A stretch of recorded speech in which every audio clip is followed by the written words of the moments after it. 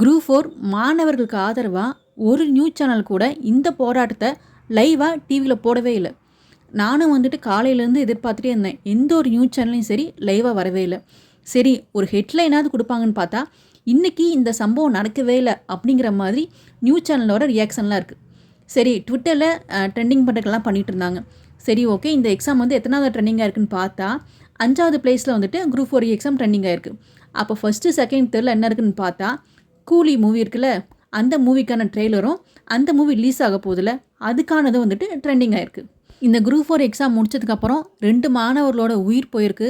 இவ்வளோ சர்ச்சைகள் போயிட்டுருக்கு. அப்போ கூட வந்துட்டு ஒரு மூவிக்கு கிடைக்கிற அந்த ரெஸ்பான்ஸ் கூட மாணவர்களோட உயிருக்கும் அவங்களோட பிரச்சனைக்கும் இங்கே கிடைக்கிறதில்ல.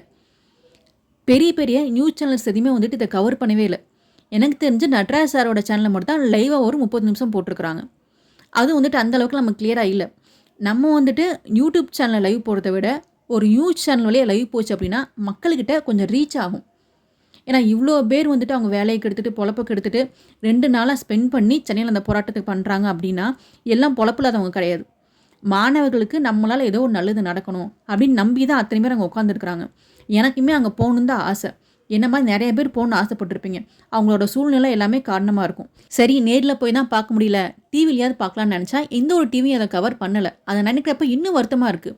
அப்போ இவங்களாம் வந்துட்டு எதை நியூஸாக போடுறாங்கன்னு பார்த்தா அவங்க போகிற நியூஸ் எல்லாமே யூஸ்லெஸ்ஸாக தான் இருக்குது. நீங்கள் இன்றைக்கி காலையிலேருந்து டிவி பார்த்தா உங்களுக்கு தெரிஞ்சிருக்கும் என்னென்ன மாதிரி நியூஸ்லாம் அவங்க டிவியில் போட்டாங்க அப்படின்னு. ஸோ அந்த நியூஸை கம்பேர் பண்ணுறப்ப இந்த நியூஸ் அதோட மோசமான நியூஸா அப்படின்னு எனக்கு தெரியல. ஏன்னா நான் காலையிலேருந்து ஒவ்வொரு நியூஸ் சேனலாக பெரிய சேனல்லேருந்து லோக்கல் சேனல் வரைக்கும் எல்லாத்தையும் வச்சு பார்த்துட்டேன். எதுலேயுமே வரல.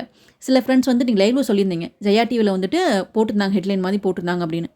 ஸோ ஏதோ ஒரு சேனலில் அதுவும் ஹெட்லைனாக தான் வந்துருக்கு, லைவாக அந்த இஷ்யூ வந்து பேசினது வரல.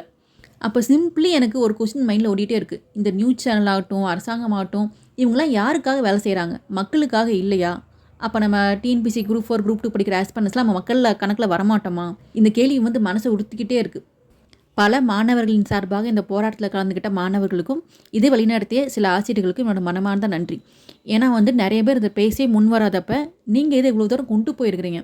மாணவர்களோட நலனுக்காக பேசிய போராட்டத்தில் கலந்துக்கிட்ட எல்லாத்துக்குமே என்னோட நன்றி. உங்களோட கருத்துக்களை நீங்கள் கமெண்ட்டில் தெரிவிங்க ஆஸ்பரன்ஸ். தேங்க்ஸ் ஃபார் வாட்சிங்.